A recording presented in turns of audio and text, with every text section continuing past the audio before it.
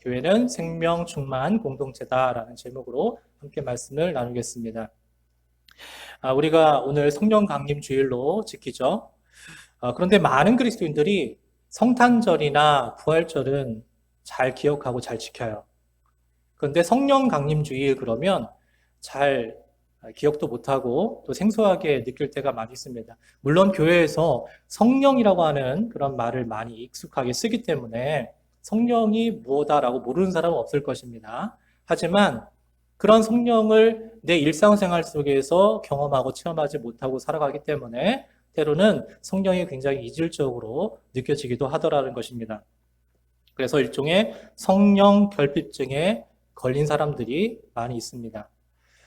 유머 작가인 루코크라고 하는 사람이 현대판 성령 강림 사건을 이렇게 풍자를 했어요. 예루살렘 교회에서 첫 예배 드림이라고 하는 광고를 냈습니다. 적어도 120명이 예배를 드릴 수가 있는데 그런데 최종적으로 참석한 사람이 한 40명 정도 되더라.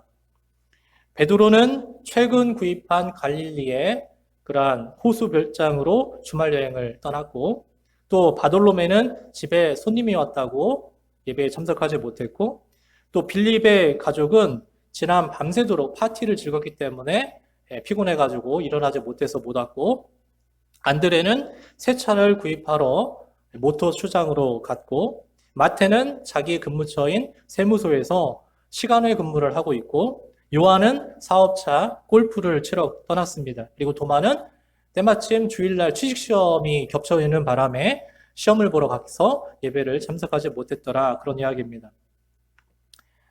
불길 같은 성령께서 사람들을 만나기 위해서 그들을 충만케 하시기 위해서 찾아오셨다가 사람들이 없으니까 망설이다가 그만 다락방 앞에서 되돌아가셨다라고 그렇게 풍자를 했어요. 저는 이 풍자를 보면서 이런 생각을 해봤습니다. 왜 오늘날 많은 신자들이 성령 결핍증에 걸릴까? 바로 이런 이유 때문이 아닐까 하는 생각이 들어요. 성령께서는 여러분들을 찾아오셨는데 근데 막상 우리가 성령을 거절했기 때문에 성령 받기를 거부하고 있기 때문에 그래서 결국은 성령께서 발걸음을 돌려서 돌아가셨기 때문에 그래서 우리가 성령 결핍증에 걸리고 있다라고 하는 이야기죠. 반대로 성령 과잉도 문제입니다. 자, 오순절 계통의 교파들이 주로 이 성령을 많이 주장을 하고 또 강조를 합니다. 어떤 목사가 양팔을 딱 벌리면서 성령 받아라! 이러면은 성도들은 막 열광을 하는 거죠. 주세요! 성령 주세요! 이러면서 자기가 성령 받겠다고 그렇게 아우성 칩니다. 근데 여러분, 성령을 마치 던지고 받는 캐치업을 하듯이 그런 식으로 이해하는 경향이 많이 있습니다. 오늘날 그런 경향이 많이 있지 않습니까? 이렇게 성령 결핍도 문제고 성령 과잉도 문제입니다. 그러면 그 원인이 뭐겠느냐라고 하는 것이고요. 그리고 또 성령 받았다라고 하는 것을 우리가 어떻게 알 수 있겠느냐. 그리고 성령 체험을 하지 못하면 그럼 신앙생활을 못하는 것이냐? 라고 하는 그런 문제들을 오늘 이 말씀을 통해서 우리가 함께 살펴보기를 원합니다. 자, 성령 강림절과 가장 관련 깊은 말씀이 오늘 우리가 함께 읽었던 사도행전 2장의 말씀이 아닐까 생각이 들어요. 자, 이 내용은 너무 잘 아시니까 함축적으로 이야기해서 말하겠습니다. 주님께서 이제 승천하실 때 성령을 주시겠다라고 말씀하셨잖아요. 그래서 그 성령 받기를 사모하면서 한 120명쯤 되는 그런 믿는 사람들이 마가의 다락방에 모여가지고 이제 함께 예배를 드렸든 기도하든 그렇게 하고 있었습니다. 때는 오순절이었다고 합니다. 오순절은 6월절로부터 50일이 지났다라고 해가지고 오순절이다 그렇게 말하는 절기거든요. 근데 여러분 한꺼번에 120명이 들어갈 수 있을 만한 공간이면 꽤 커야 됩니다. 협소한 공간에 120명을 구겨낼 수는 없잖아요. 그러니까 어느 정도 넉넉한 여유 있는 공간이어야 되지 않겠습니까? 제가 성지순례를 갔을 때 마가의 다락방이다라고 하는 곳으로 가봤거든요. 근데 가보니까 120명뿐만 아니라 한 200명 정도가 들어가도 넉넉할 만한 그런 큰 공간이더라고요. 그게 실제라고 하면 말이죠. 한 그 정도 되는 공간에서 120명이 성령 받기를 구하면서 함께 있었다라고 하는 거예요. 근데 거기에서 모두 세 가지 현상을 그들은 체험하게 됩니다. 성령이 임할 때 세 가지 현상을 체험하게 되는데 한번 찾아볼까요? 사도행전 2장 2절부터 4절 말씀입니다. 자, 우리 큰 목소리로.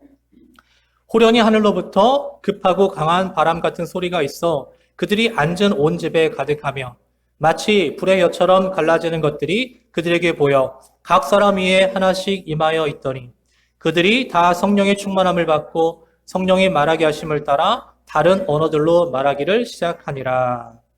자, 이 모임 가운데 세 가지 현상이 나타났다고 합니다. 그게 뭐죠?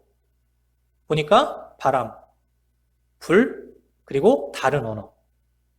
우리 이걸 방언이라고 그렇게 말합니다.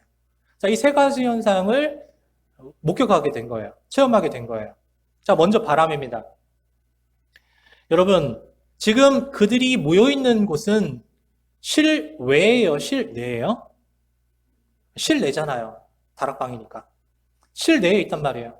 근데 강하고 급한 바람이 실내에 몰아쳤다. 만약에 실외에서 그런 일이 일어났다고 하면은 그럴 수 있겠다라고 생각이 들죠. 하지만 실내에 분명히 문도 닫았을 것인데 그런데 그 안에서 바람이 일어났다라고 하는 것을 쉽게 받아들이기 어렵잖아요. 오늘날 우리들의 생활에서 꼭 필수품처럼 차지하고 있는 에어컨이라고 하는 게 있잖아요. 그러니까 에어컨을 이렇게 강으로 틀어놓고 바람이 휘휘 불면은 그럴 수 있겠다라고 하는 걸 우리는 쉽게 이해하니까. 그런데 그 고대 사람들에게 에어컨이라는 건 없으니까 실내에서 강하고 급한 바람이 막 그렇게 휙휙 몰아쳤다라고 하는 것은 굉장히 경이로운 일이죠. 놀랄만한 일이었다라고 하는 것입니다. 여러분, 바람이라고 하는 것은 강하게도 불고 약하게도 불어요. 또 따뜻한 바람도 있고 좀 서늘한 바람도 있을 수가 있습니다. 그리고 눈보라를 일으키는 바람도 있을 것이고 폭풍을 일으키는 바람도 있을 것입니다. 그러니까 그 옛날 사람들이 느끼기에 이 바람이라고 하는 것은 그냥 우리가 생각하듯이 그럼 바람이 그런 거지 뭐 이렇게 생각할 것이 아니라 굉장히 경이로운, 놀랄만한, 두려워할 만한 그런 대상이었을지 모른다라고 하는 것입니다. 자, 우리가 사람이 태어나면 호흡을 합니다. 숨을 들이마시고 내쉬죠. 그럴 때에도 여지없이 뭐가 일어나요? 작은 바람이 일어나요. 그러니까 여러분, 이 작은 바람부터, 호흡이라고 하는 작은 바람부터 거대한 폭풍에 이르기까지 이 바람이라고 하는 것은 굉장히 신비롭고 그리고 두려운 존재가 아니겠습니까? 히브리어로 르아흐라고 하고요. 헬라어로는 푸뉴마라고 합니다. 이걸 바람이라고 합니다. 그러나 다른 한편으로 다른 뜻도 있어요. 뭐냐면 영이라고 하는 뜻도 가지고 있다는 것입니다. 그러니까 지금 바람이 그들이 모여있는 곳 그 공간에 가득 채웠다라고 하는 것을 우리가 그냥 생각할 수 있는 쉬운 그런 바람으로만 생각할 것이 아니라 어떻게 이해하면 될까요? 바로 이 모인 사람들이 거부할 수 없는 하나님의 아주 강력한 신비로운 어떤 힘, 어떤 능력, 이것을 그 사람들이 지금 경험하고 있다. 그렇게 보면 될 거라고 생각이 들어요. 자, 두 번째로는 불길입니다. 불길. 자, 근데 표현 그대로 하자면 뭐라고 이야기합니까? 혀 모양의 불길이죠. 혀 모양으로 갈라진 불길이다. 이렇게 말하고 있습니다. 그러니까 여러분 한번 상상해 볼까요? 어디 불났어요. 그럼 그 불이 막 일어나고 타는 걸 보면 어떻게 보여지던가요? 마치 혀가 날름날름거리는 것처럼, 뱀의 혀가 날름날름거리는 것처럼 불길이 막 치솟아 오르고 막 이리저리 구부러지고 휘어지고 이렇게 활활 타오르는 그런 모양들을 우리가 연상하지 않습니까? 그런 걸 보고 이야기한 거라고 생각을 합니다. 자, 사람이 처음에 불을 사용하게 된 것이 약 150만 년 전쯤이랍니다. 그러니까 현생 인류인 호모 사피엔스가 아니라 유인원인 호모 에렉투스가 살던 시대라고 하는데 이 불이라고 하는 걸 사용하게 되면서 굉장히 혁신이 일어나게 되는 거죠. 그런데 이들이 이것을 사용하기 이전부터 불은 있었습니다. 자연적인 불입니다. 뭐가 있을까요? 번갯불도 있고요. 그리고 화산이라고 하는 그런 불도 있지 않습니까? 그러니까 이 유인원들이 번갯불이나 아니면 화산이 일으킨 어떤 불, 산불이 일어났습니다. 그걸 보게 됐을 때 굉장히 놀라고 경이롭게 바라보지 않았겠습니까? 자, 그런데 이 불이라고 하는 것은 우리가 이런 강한 이미지가 있어요, 항상. 모든 것들을 확 태워버리는, 살라버리는, 그래서 다 말살시켜버리는 그런 어떤 큰 능력이고 힘이다. 이런 것들을 많이 이렇게 기본적으로 선입견을 갖고 있다라고 하는 거예요. 하지만 그런 불만 있는 게 아니죠. 우리가 성경에서 또 다른 불을 볼 수 있는데 그게 뭐냐면 모세가 호렙산에서 하나님을 만날 때, 하나님께서 임재하실 때, 그때에 불은 붙었는데 타지 않는 가시떨기 나무를 보게 되지 않습니까? 그것도 불이잖아요. 그런데 우리가 생각하는 그런 불과는 좀 다른 불이 아니겠습니까? 그러니까 오늘 이 마가의 다락방에서 지금 불의 혀처럼 갈라지는 이 불길은 우리가 생각하는 뭐든 다 살라버리고 태워버리는 그런 불이 아니라 바로 이런 하나님의 현현의 상징처럼 성령님께서 나타나심, 그런 강력한 능력을 그런 보여주는 그런 불이다라고 우리가 이해할 수 있을 것입니다. 만약에 그렇지 않고 우리가 생각하는 불이 지금 그 공간에 예배드리고 있는 공간에 임했다라고 한다면 아마 그곳에 있는 사람들은 다 통닭구이가 되지 않았을까 그런 생각이 들거든요. 자, 그 다음에 세 번째 현상은 뭡니까? 거기 모인 사람들이 다 방언을 했다. 다른 나라의 언어로 말하기 시작했다. 이렇게 말합니다. 자, 방언은 신약성경에 보면은 두 가지의 종류가 나옵니다. 먼저 고린도전서 14장에 나오는 방언이 있죠. 고린도전서 14장에 나오는 이 방언은 남이 알아들을 수 없는 이상한 소리의 현상이에요. 그래서 여러분 방언하는 분들의 소리를 들어보면은 못 알아듣잖아요. 알 수가 없습니다. 근데 이게 점점 이렇게 흥분 상태로 가게 되고 절정에 이르게 되면요. 이제는 혀가 마음대로 노는 거예요. 내 의지대로 되는 게 아니라 내 머리가 통제를 하는 것이 아니라 혀가 따로 논다라고 하는 것입니다. 그래서 우리가 이런 현상을 다른 말로 해서 엑스타시, 흥분 현상 이렇게 말하는 사람들도 있습니다. 자, 그런데 방언 훈련을 시킨다고 하는 곳, 좀 그렇게 말하니까 좀 이상하긴 한데요. 방언을 훈련시켜준다, 뭐 방언 터지게 해준다 라고 하는 곳에서 흔히 말하는 게 뭐냐면 이성을 가지고 기도하지 말아라. 머리를 쓰지 말아라. 그냥 혀가 마음껏 자유롭게 움직일 수 있도록 내버려 둬라. 그러면 방언 터진다. 그런 식으로 하거든요. 근데 그것도 참 이상하지 않아요? 그냥 혀가 마음대로 그냥 막 뛰놀듯이 그렇게 하도록 내버려 둬라. 그럼 방언 터진다? 그것도 참 희한한 말 같습니다. 자, 바울은 고린도 교회에서 일어난 이 방언 논쟁 때문에 굉장히 골머리를 썩었습니다. 왜냐하면 예배가 질서 있게 그리고 은혜롭게 진행되어야 되는데 이렇게 못 알아듣는 방언을 여기저기서 막 하니까 질서가 깨져버린 겁니다. 그래서 사도 바울이 뭐라고 이야기합니까? 예배의 질서를 위해서 방언에 제한을 걸죠. 공적 예배에서는 방언하지 마라 이렇게 말합니다. 근데 부득불 하게 될 경우에는 반드시 뭐하라? 통역하는 사람을 두고 그 사람을 위해 통역하게 하라 이렇게 말했다는 거예요. 그러니까 오늘날 지금 우리가 뭐 공적 예배 가운데에서 갑자기 부흥회라든지 이런 데서 많이 그러죠. 막 기도시켰는데 막 방언하고 막 그렇게 하는 경우가 있잖아요. 사실은 사도 바울이 그러지 말라라고 하는 것을 하는 겁니다.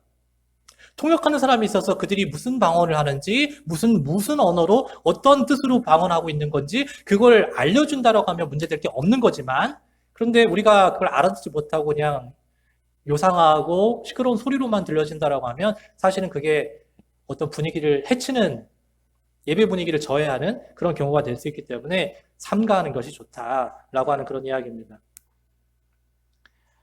자, 그리고 오늘 사도행전에서 나오는 이 방언은 고린도전서에 나오는 그 방언하고는 다른 거예요. 뭐라고 분명하게 말하고 있습니까? 다른 나라의 언어라고 분명히 말하고 있습니다. 그러니까 외국어라는 그런 이야기입니다. 자, 성령 충만함을 받은 신자들이 성령께서 말하게 하심을 따라서 말을 하기 시작했어요. 근데 그 말을 누가 들었느냐? 각국에서 온 사람들이 그 말을 들었다는 겁니다. 근데 희한하게도 그 사람들이 각국의 자기네 나라 말로 그 말을 알아들었다. 그런 이야기를 하는 거예요. 여러분, 당시 예루살렘에 그 보편적으로 쓰였던 언어는 바로 본토어인 아람어라고 하는 언어를 썼습니다. 그런데 그들이 아람어로 말을 했을지라도 듣는 사람들이 그걸 자기들 나라의 말로 그 언어로 받아들였다는 거 아니겠어요? 그러니까 이게 좀 헛갈리긴 한데 방언을 하는 사람들이 각각이 다른 나라 말들로 막 해가지고 그걸 알아들은 건지 아니면 그냥 아람어로 했는데 그걸 갖다가 각자의 나라에 온 사람들이 각자 자기들의 나라의 언어로 받아들인 건지 그건 잘 모르겠어요. 그러나 어쨌건 간에 성령의 말하게 하심을 따라서 그들은 말을 했고 그걸 들은 사람들이 각자 자기들의 나라 말로 들었다라고 하는 게 팩트 아니겠습니까? 예. 그러니까 그렇게 받아들이면 될 것 같아요. 그러면 거기에 찾아온 사람들은 누구냐? 예루살렘을 떠나서 이 유대 땅을 떠나서 세계 곳곳에 흩어져 살던 디아스포라 유대인들이었다는 거예요. 대부분이. 이 사람들이 이제 오순절 지키러 온 거죠. 근데 와서 지금 마가의 다락방에서 성령 강림으로 인하여서 이 방언 현상이 일어나게 된 그런 사건인데 그때 그들이 하는 말들을 듣고 깜짝 놀란 거예요. 아니 어떻게 저들이 우리나라의 말을 알까?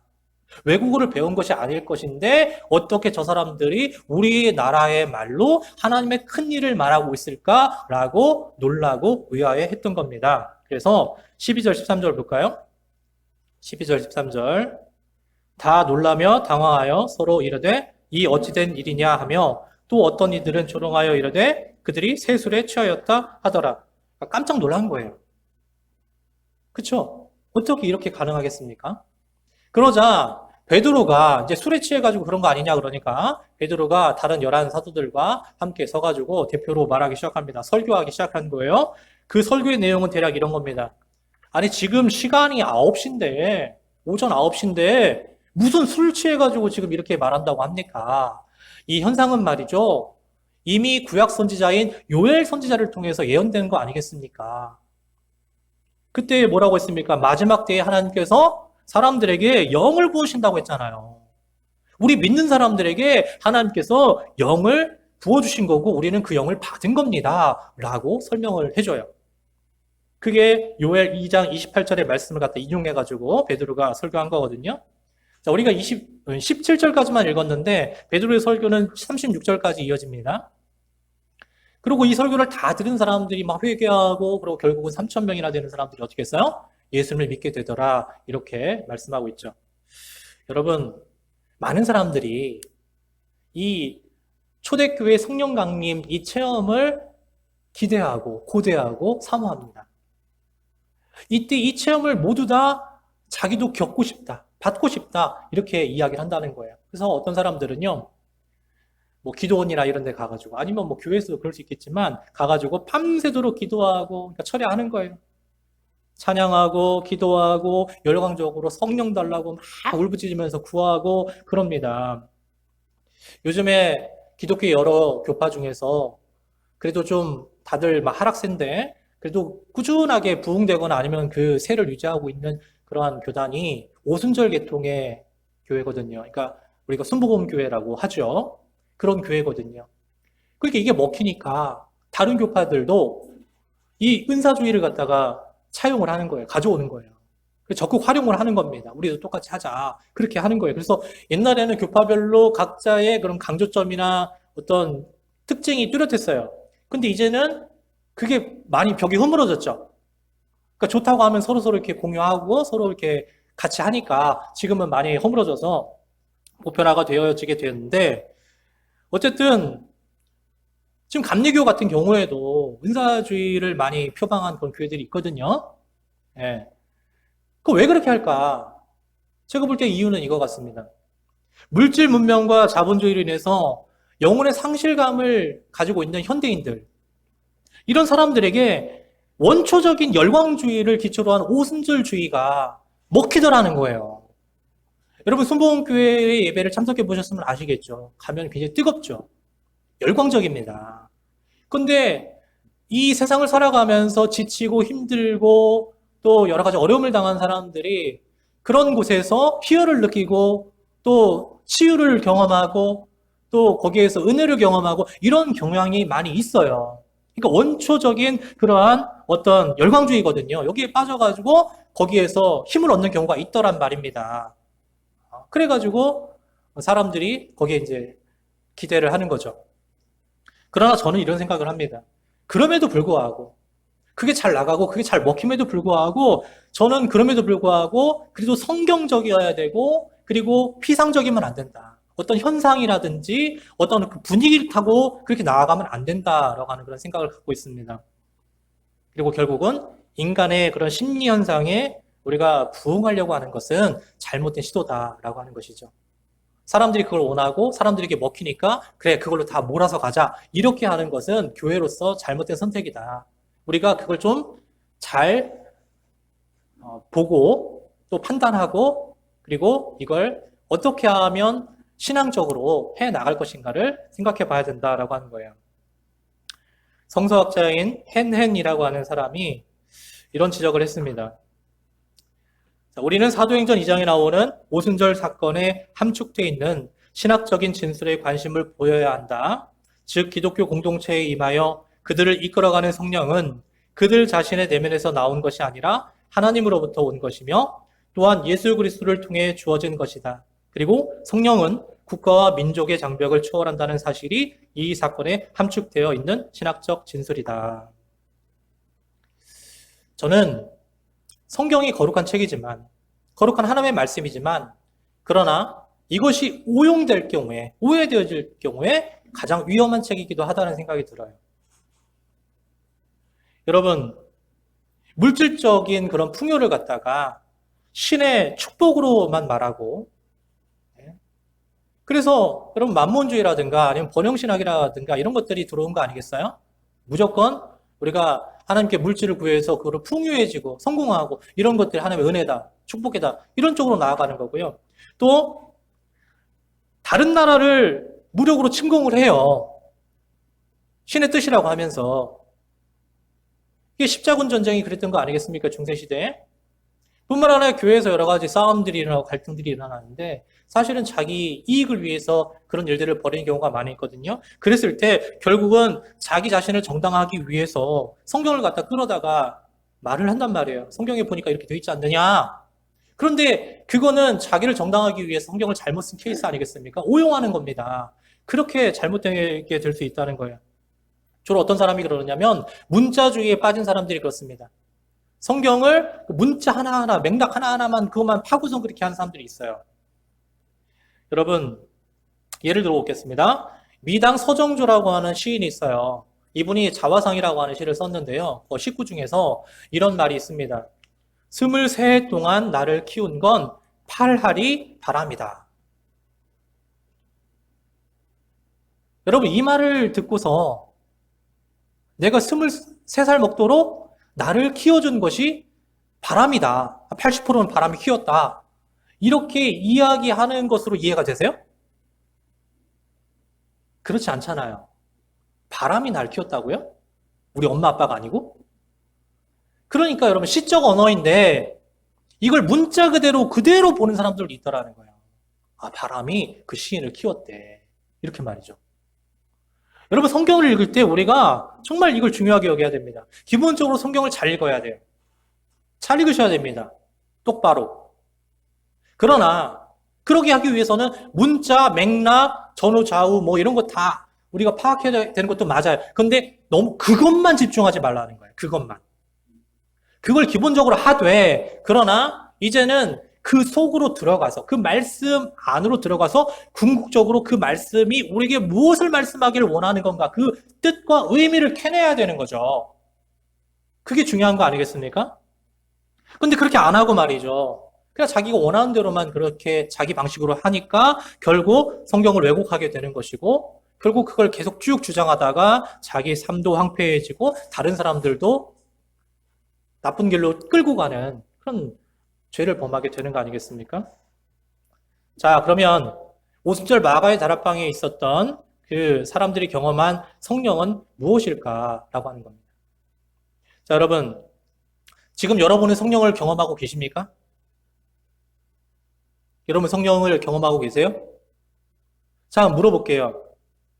지금 성경에서는 성령을 바람, 불, 그리고 방언 뭐 이런 식으로 표현을 하고 있단 말이에요. 그렇게 묘사하고 있습니다. 근데 실제로 이 성령은 우리 눈에 보입니까? 안 보입니까? 눈에 안 보이죠. 그럼 만질 수 있어요? 없어요? 못 만지죠. 그럼 돈 주고 살 수 있나요? 없나요? 그럴 수 없어요. 자, 그럼 여러분 물어볼게요. 그럼 성령을 우리가 어떻게 체험해야 됩니까? 볼 수도 없고 만질 수도 없고 돈으로 살 수도 없는데 우리들 생각은 그거잖아요. 내가 뭔가를 갖고 싶고 내가 뭔가를 체험하고 싶다 그러면은 보여야 되고 만져야 되고 그리고 돈 주고 사면 내 거 되잖아요. 그러니까 이런 방식으로 우리가 이해를 한단 말이에요. 근데 지금 그런 방식으로 세상적인 방법으로 성령을 보려고 하니 근데 다 안 된다는 거예요. 불가능하다라는 거예요. 그러면 우리가 어떻게 성령을 체험할 수 있을까라고 하는 것이죠. 자, 우리 어린아이들에게는 천부적으로 사물과 소통하는 능력이 있습니다. 그래서 흙을 만진다든지 나무를 이렇게 만져보고 뭐 조립을 하고 뭐 이렇게 느껴본다든지, 그러니까 이런 자연현상, 자연에 있는 어떤 사물들과 부딪히면서 그러면서 그것을 느끼고 그것과 일체화되는 그런 경험을 하게 됩니다. 심지어는 여러분 아이들이 어떤 사물을 가지고 이렇게 만지면서 걔네들하고 대화하는 것도 본 적 있죠. 소통을 하더라는 거예요. 서로 이야기를 주거니 받거니 하면서. 근데 이런 특별한 능력이 있는 것이 점점 나이가 들어가면서 어른이 되면 우리는 잃어버리게 되죠. 만약에 제가 나무 토막 하나를 가지고 이렇게 하면서 이름을 지어주고, 만약에 조이라고 이름을 지어줬다고 칩시다. 조이야, 오늘은 밥 먹었어? 오늘은 어떻게 지냈어? 이렇게 물어보면 사람들이 오겠죠. 저거 이거 아니야? 이렇게 할 거 아니에요. 그러니까 어린아이들이 그러면은 그냥 애들이니까 그렇거니 이렇게 생각을 해요. 그렇지만 우리가 어른이 되어 갈수록 이제 그런 능력을 상실하는 것 같습니다. 한 번은 EBS 다큐에서 이런 방송이 나왔습니다. 시각장애인 피아니스트와 나무 칼럼니스트가 있더라고요. 그 두 사람이 이제 나와가지고 이야기를 하는데, 나무를 어떻게 경험할 수 있는가라고 하는 것이 주제였던 거예요. 근데 여러분, 이 시각장애인 피아니스트는 앞을 못 보잖아요. 그러니까 나무를 내가 경험하기 위해서는 어떻게 해야 됩니까? 그 나무를 손으로 만져보고 또 얼굴로 비벼보고 그리고 냄새를 맡아보면서 그 나무를 우리가 체험할 수 있는 거예요. 그래서 그렇게 체험하고 이해한 것을 토대로 해서 그 느낌으로 피아노를 연주하는 겁니다. 그 나무로부터 받은 그러한 느낌을 가지고 피아노로 그렇게 곡을 만들어서 연주를 하더라, 이런 이야기입니다. 여러분, 성령은 기본적으로 살리는 영 아닙니까? 죽이는 영이 아니잖아요. 성령은 살리는 영입니다. 그런데 나무를 살리는 것도, 그리고 사람을 살리는 것도 다 성령님이시라는 거예요. 왜? 살리시는 분이니까. 그렇다라고 한다면 사물이든, 그것이 사물이든 사람이든 그것이 가지고 있는, 그것들이 갖고 있는 생명의 깊이나 생명의 의미를 우리가 느낄 때, 그럴 때 그것이 생명의 리얼리티인 성령님을 생생하게 경험할 수 있는 하나의 방법이 될 수 있지 않을까라고 하는 생각인 거예요. 굉장히 소소할 수 있지만 엄청 큰 어떠한 능력이 나타나고 그런 건 아니지만 우리 일상생활 속에서 소소하게나마 우리가 성령을 체험할 수 있는 하나의 방법이 될 수 있지 않을까라고 말하고 싶은 것입니다. 되게 많은 사람들이 성령 체험 그러면 놀라운 거 많이 생각하거든요. 놀라운 거. 뭐가 있겠습니까? 막 쓰러지는 거. 그렇죠? 입신한다고 그러죠? 쓰러지는 거. 그 다음에 금가루, 금리빨, 방언 터지는 거, 병 치유받는 거, 불 받는다, 막 그러면서 그런 것들. 이런 것들을 되게 사람들이 많이 이야기를 합니다. 전 생각해 봤습니다. 왜 사람들이 이런 것만 쳐다볼까? 왜 사람들이 이런 것만 성령의 나타남이라고 하고 성령의 체험이라고 말하는 걸까? 왜 그럴까 생각해 보니까요, 이런 이유 같아요. 희소성 때문에 그렇다. 만약에 모든 사람들이 이런 체험을 다 할 수 있다라고 한다면 사람들이 쳐다도 안 보겠죠. 왜? 보편화된 것이니까. 근데 우리가 알다시피 이러한 체험들을 경험한 사람들은 많은 사람들 중에서 소수예요. 대다수의 사람들은 아니란 말입니다. 자꾸 희소성이 있기 때문에 그 값어치가 있겠다고 생각하니까 사람들이 이런 쪽으로 관심을 더 두는 게 아닐까 하는 생각이 들어요. 그렇게 사람들은 뭔가 강하고 뭔가 남다르고 뭔가 특별한 것들만 찾게 되는 게 아닌가라는 생각이 들어요. 그래서 그런 것들을 찾아낸 다음에 그것이 성령의 나타남이다, 성령의 역사다라고 그렇게 이야기하는 것 같습니다.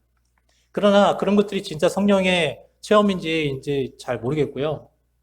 그리고 만약에 그렇다고 할지라도 저는 그런 것들이 성령 체험의 전부는 아니다라고 말하고 싶습니다. 어떤 목사님이 러시아에서 집회를 이렇게 하게 되었답니다.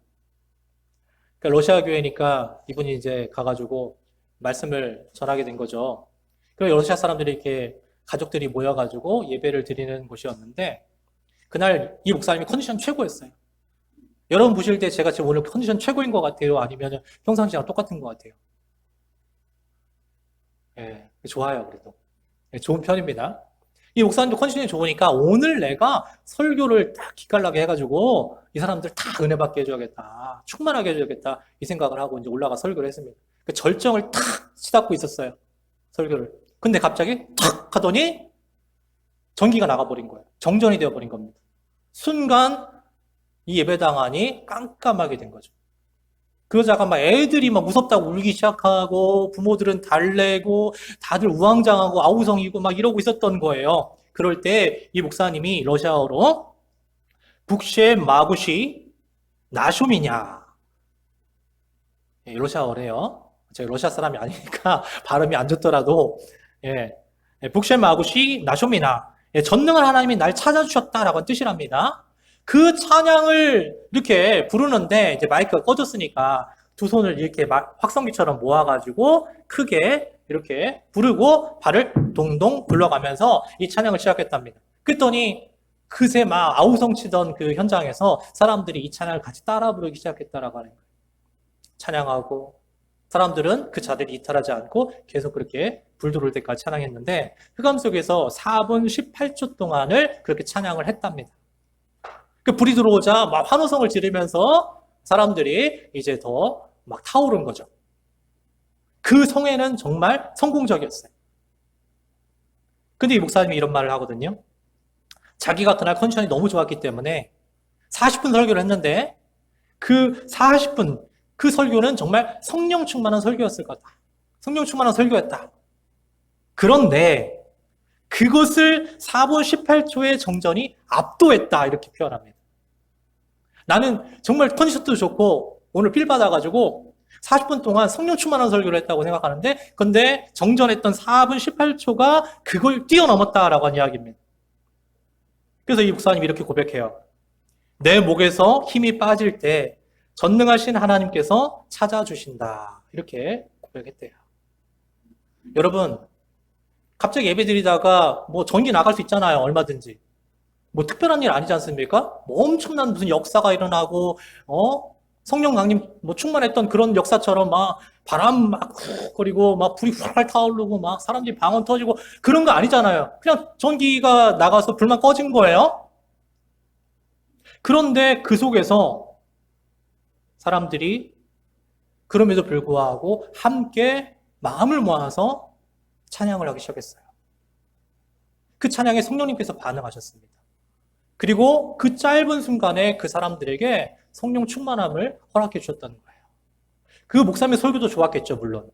그러나 그 정전, 별거 아닌 일상적인 어느 한 삶의 일부분 중에 하나일 뿐인 그런 일 속에서도 성령께서 그들에게 역사하셔서 오히려 그 성회가 성공적으로 마칠 수 있도록 정말 모두가 뜨겁게 은혜 받을 수 있도록 그렇게 하셨다라고 생각합니다. 저는 오늘 제 목에서 힘이 좀 빠졌으면 좋겠다는 생각이 들어요. 제가 그래서 일부러요, 평상시보다 더 목에 힘을 빼고 말씀을 지금 전하고 있어요. 여러분 눈치채셨는지 모르겠지만, 혹시 그게 잘 모르겠다 그러면은, 이때까지 설교했던 거 한번 찾아봐요. 그럼 막 소리 지르고 막 그런 거 많이 했을 것 같아요. 근데 오늘은 조용조용 이렇게 하는 것 같잖아요. 자, 목에서 힘을 뺐습니다.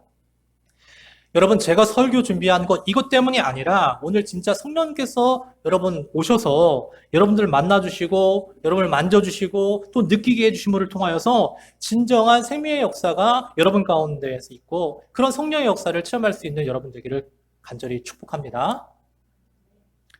자, 마가의 다락방에 모여있는 120명.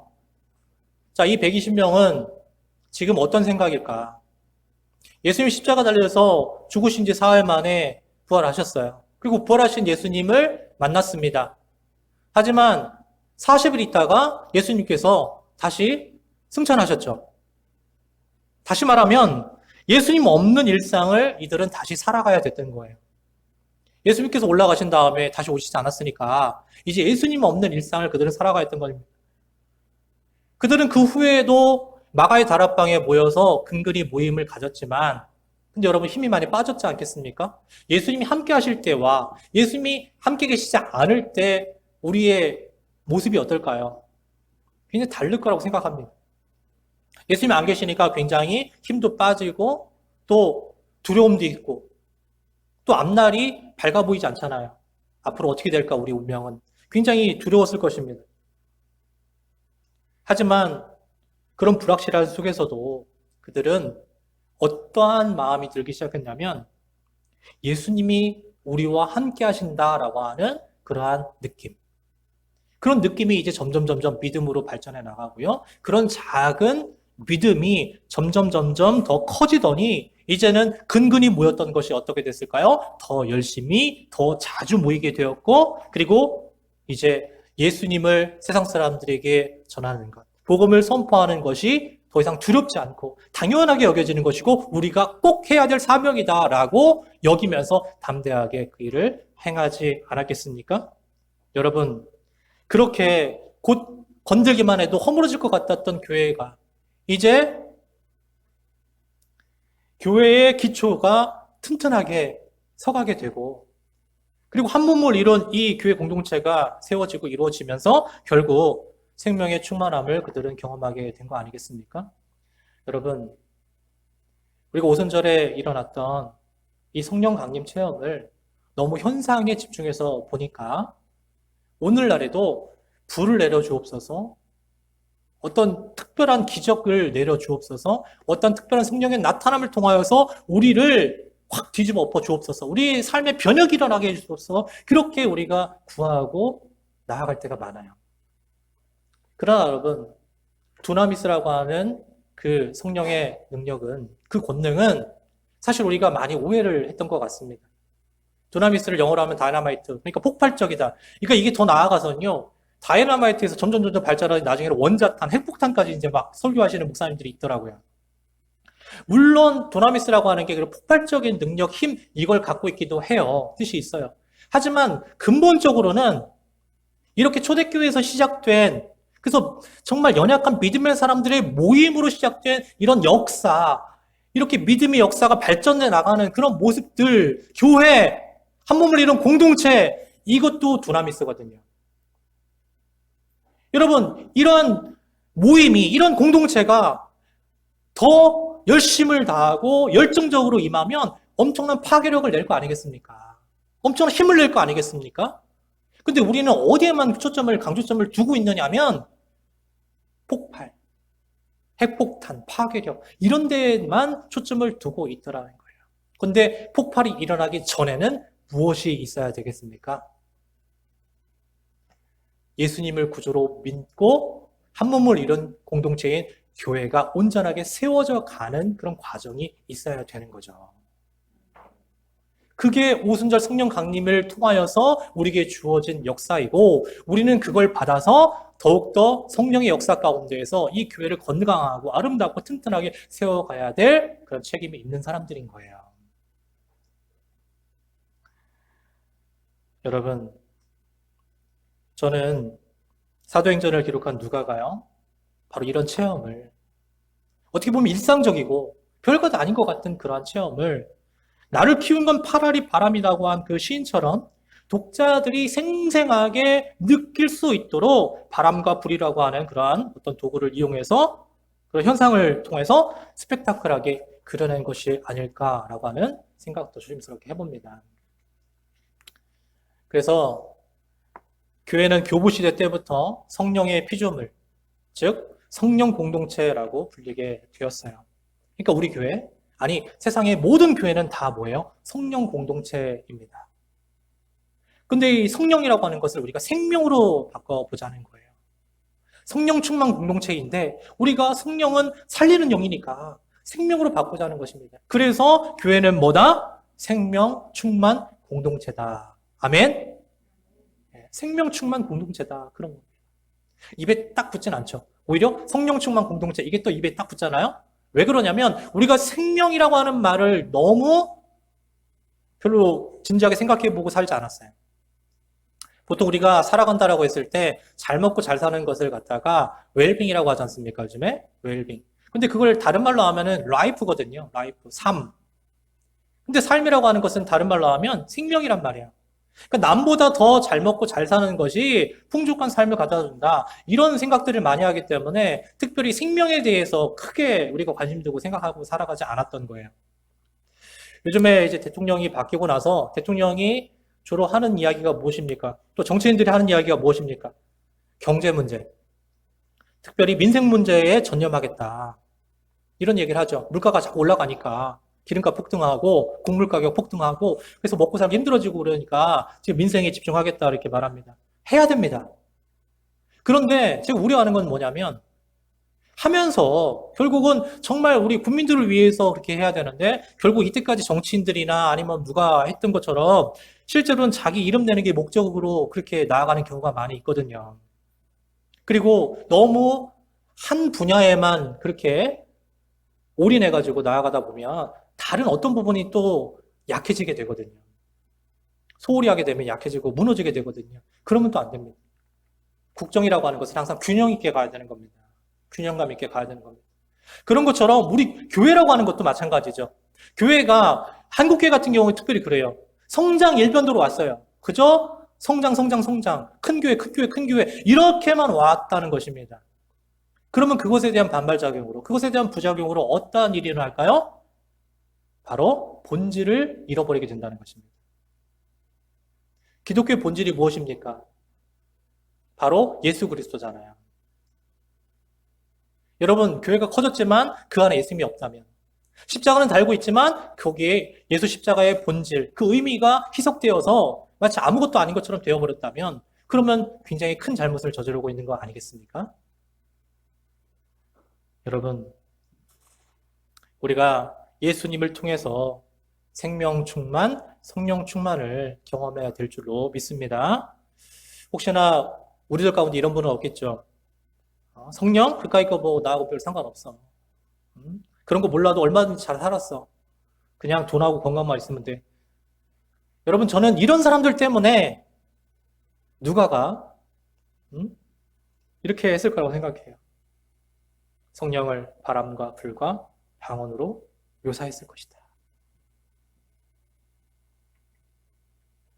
일상적인 걸로 막 이야기하면 그냥 막 흔한 걸로 이렇게 생각을 하니까 뭔가 스펙타클하고 뭔가 화려하고 이렇게 보여줘야 사람들이 마음을 좀 끌 수 있지 않을까 그런 생각이 들거든요.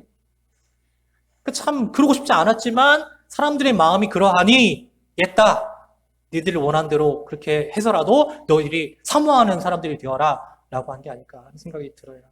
사랑하는 여러분, 성령은 우리를 죄와 사망의 악순환으로부터 부활과 생명의 길로 이끄는 가장 강력한 생명의 힘입니다. 생명의 능력이라는 거예요. 그러니까 이 성령을 갖다가 그러니까 피상적으로 아니면 그냥 어떤 강력한 힘, 파워, 아까 말한 것처럼 뭐 다이너마이트 이런 걸로만 생각하지 않기를 바랍니다. 그런 이해를 이제 벗어나시길 바라고 이제 여러분의 실제 삶에서 일상에서 여러분들을 충만하게 채우시는 그 생명의 역사가 있는 게 그걸 주시는 분이 성령님이라는 거예요. 그런 역사를 통해서 여러분뿐만 아니라 여러분의 가정 그리고 여러분이 섬기는 이 교회가 더욱더 아름답고 튼튼하게 세워져 갈 수 있기를 세워갈 수 있기를 주님의 이름으로 간절히 축원합니다.